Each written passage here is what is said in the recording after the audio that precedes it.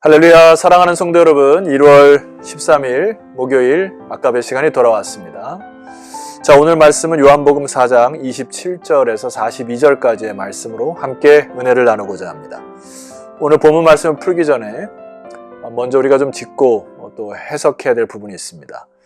우리 인간이라고 하는 존재는 하나님께서 하나님의 형상으로 지으신 걸작품인과 동시에 우리가 꼭 잊어버리지 않아야 될 것은 피조물로서 창조주를 의존해야 될 존재이고 또 육신을 가지고 있는 유한한 존재임을 여러분 꼭 기억하셔야 됩니다. 자금에 우리 인간이 이 세상을 살아가면서 하나님이 없다 생각하고 하나님을 경외하지 않음으로 인하여 탐욕으로 세상을 망가뜨리기도 하고 또 법과 질서도 무너뜨리는 그런 무례함이 가득한 세상을 보면 참 안타깝습니다. 자칫 잘못하면은 한계를 갖고 있는 육신의 인간이 내가 보고 내가 판단하고 생각하는 것이 다인 줄 착각하며 살아가게 됩니다. 그러나 반대로 육신의 한계에 갇혀 있는 나의 연약함과 유한함을 인정할 때 또 다른 세상이 보이기 시작하는 것이죠. 자, 오늘 본문을 통해서 우리가 좀 그 부분을 살펴보려고 하는데 27절에 이렇게 사도 요한이 기록하고 있는데요. 27절에서 42절에는 이 두 가지 이 씬 자체를 사도 요한이 번갈아 가면서 비교 설명하는 아주 독특한 방식의 설명으로 그리고 있습니다. 27절을 먼저 읽어드리겠습니다. 이때에 제자들이 돌아와서 예수께서 여자와 말씀하시는 것을 이상하게 여겼으나 무엇을 구하시나이까? 어찌하여 그와 말씀하시나이까? 묻는 자가 없더라. 여기 이때라고 하는 단어는 사마리아와 예수님과 제자들이 만나는 때와 거슬러 올라가셔야 됩니다. 자, 그때에 거슬러 올라가시게 되면은 4장 8절을 보면은 이는 제자들이 먹을 것을 사러 그 동네에 들어갔음이라 이런 표현이 있어요. 그러니까 사마리아 여인과 만났을 때에 예수님과 사마리아 여인만 남았고 제자들은 먹을 것을 사러 동네에 들어간 상황입니다. 그리고 먹을 것을 다 사가지고 돌아온 그때에 그것을 바로 27절에 기록하고 있어요. 다시 한번 읽어볼게요. 이때에 제자들이 돌아와서 예수께서 여자와 말씀하시는 것을 이상하게 여겼습니다. 그러니까 예수님과 사마리아 여인이 지금 많은 대화를 오고받았지 않습니까?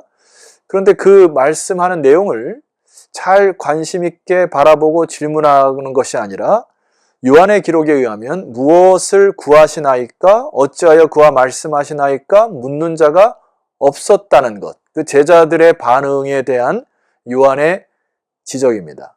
제자들의 무관심함을 꼬집는 듯한 것이에요.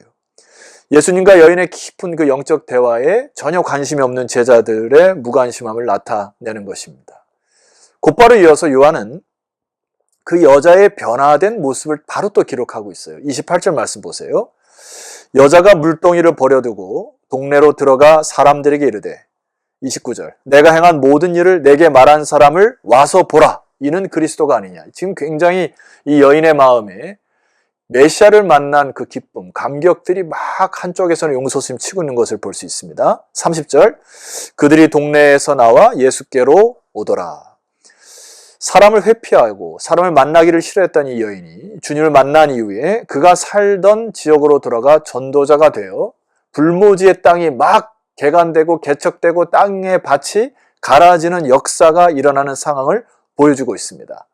그런데 이 상황과 대비한 제자들의 반응을 다시 요한이 기록하고 있어요. 자, 31절 말씀 보세요. 그 사이에 제자들이 청하여 이르되 랍비여 잡수소서. 32절 이르시되 내게는 너희가 알지 못하는 먹을 양식이 있느니라.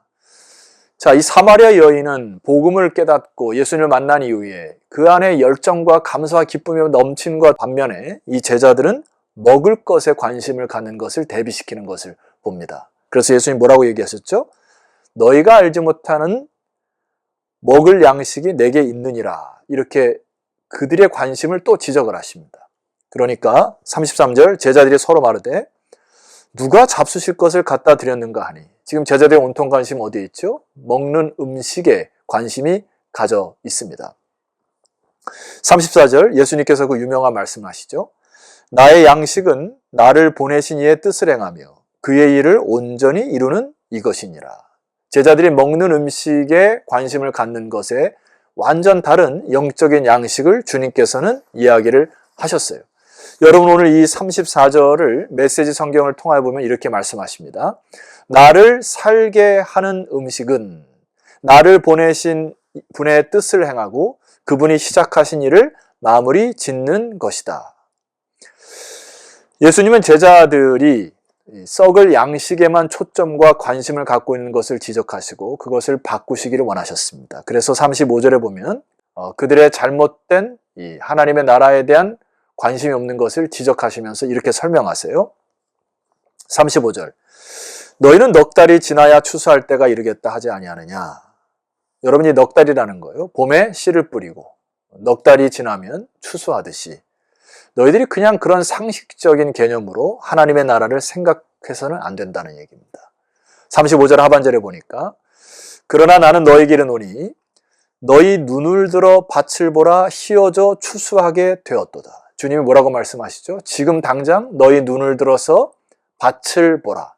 하나님께서 관심 있는 밭, 하나님께서 관심 있는 하나님의 나라를 바라보면 이미 휘어져 추수할 때가 됐다는 것입니다. 너희들의 상식과 너희들의 이성과 너희들의 한계적인 육신의 눈으로 바라보지 말고 오늘 주님께서 말씀하시는 그 영적인 하나님의 나라를 하나님의 관점으로 너희 눈을 들어서 보기 원한다. 주님께서 말씀하시는 것입니다. 여러분 이것은 오늘 제자들과 저와 여러분들에게 주님께서 말씀하시는 거예요. 여러분의 눈을 들어 밭을 보셔야 됩니다. 그래서 하나님의 나라가 도래한 것들을 그리고 휘어져 추수하게 된 것들을 보는 축복이 여러분에게 있기를 소망합니다.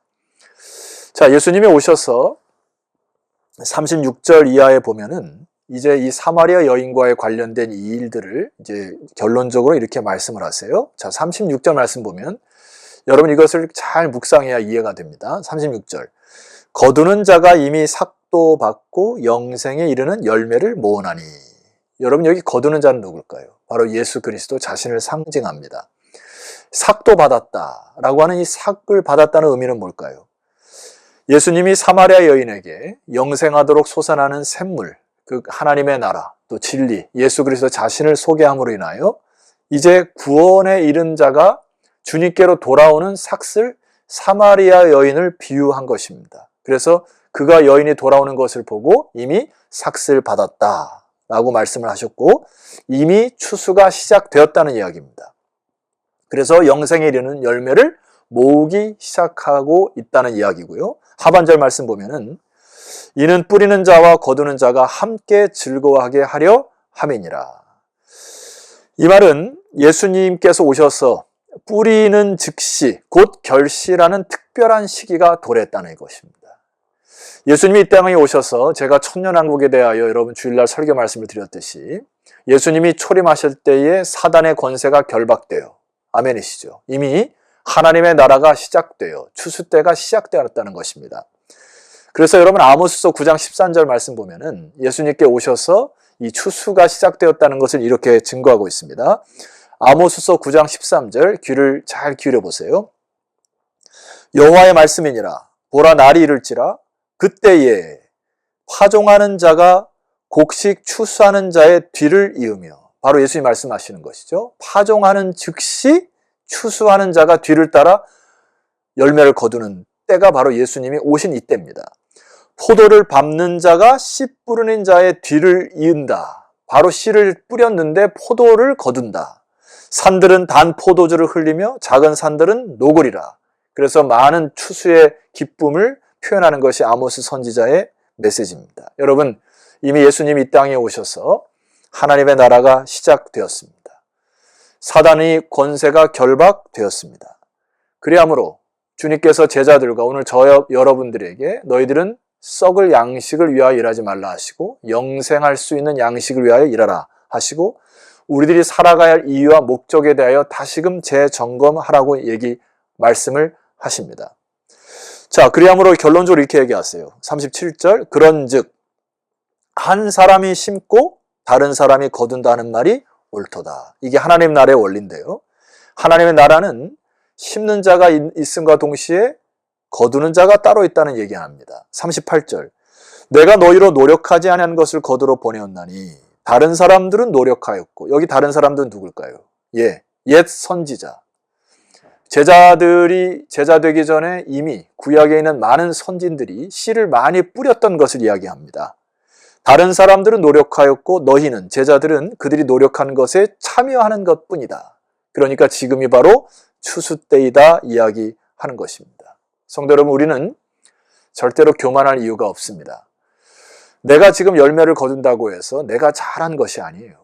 이미 수많은 신앙의 선진들이 씨를 뿌렸고, 뿌린 자가 있음과 동시에 열매를 거두는 자가 있는 것처럼 주님의 때에 주님의 방법으로 눈을 들어 휘어져 추수하는 때가 있음을 여러분 보는 축복이 있기를 소망하고, 여러분의 시야가 하나님의 나라와 의에 초점 맞춰지기를 소망합니다. 자, 이 사마리아 여인의 스토리의 마지막은 사도 요한이 이 여인의 믿음과 반응에 초점을 맞추고 있고요. 제자들과 오늘 이 말씀을 듣는 여러분들을 향한 도전의 말씀을 이렇게 주고 있습니다. 39절 이하로 읽어드리고 오늘 말씀을 좀 마감할까 합니다. 39절. 여자의 말이 내가 행한 모든 것을 그가 내게 말하였다 증언함으로. 자, 여자는 증언한 것밖에 없습니다. 이 여자의 군복이에요. 자기가 들었던 예수의 말씀을 증언한 것밖에 없는데, 자, 하반절 보세요. 그 동네 중에 많은 사마리아인이 예수를 믿는지라. 역사가 일어났다는 얘기죠. 이 여인이 씨를 뿌렸다는 이야기입니다. 40절. 사마리아인들이 예수께 와서 자기들과 함께 유하시기를 청하니 거기서 이틀을 유하시매. 41절. 예수의 말씀으로 말미암아 믿는 자가 더욱 많아. 42절. 그 여자에게 말하되 이제 우리가 믿는 것은 내 말로 인함이 아니니 이는 우리가 친히 듣고 그가 참으로 세상의 구주신 줄 알미라 하였더라. 그들이 눈을 떴을 때는 예수 그리스도의 말을 듣고 하나님 나라의 비밀을 들었을 때에 자기들의 눈이 띄어졌다고 얘기하는 겁니다. 여러분, 우리들의 역할은 우리가 깨닫고 은혜 받은 것을 증언하는 것밖에 없습니다. 먼저는 여러분들의 눈을 들어 휘어져 추수할 밭이 보여지는 축복을 위하여 기도하셨으면 좋겠고, 여러분들이 느끼고 깨달았던 이 복음을 이제 증언함으로 인하여 많은 사람들이 주께로 돌아오는 역사를 경험하는 이 마지막 추수 때에 참된 증인이 되시기를 주의 이름으로 축원합니다. 기도드리시겠습니다. 하나님, 오늘 이 방송을 듣는 모든 자들이 먼저 주의 나라와 의를 구하고 휘어져 추수할 밭을 바라보는 복된 눈이 회복되게 하옵소서. 그리하여 이름 모를 사마리아 한 여인이 예수 그리스도를 보고 그의 말씀을 듣고 증언하는 일을 통하여서 추수의 열매를 얻었던 것처럼 오늘 이 방송을 듣는 모든 주의 백성들이 이제 참된 증언자가 되어 하나님의 추수에 동참하는 그런 기쁨에 일하는 자들이 될 수 있도록 인도하여 주시옵소서. 예수 그리스도의 이름으로 기도드렸사옵나이다. 아멘. 자, 성도 여러분, 코로나로 해서 많이 힘들고 지쳐있는 시기입니다. 여러분 낭망하거나 좌절하지 마시고 내일 또 아침 이 아까의 시간을 통하여 주의 말씀을 듣고 증언하는 하루가 되기를 소망합니다. 내일 뵙도록 하겠습니다.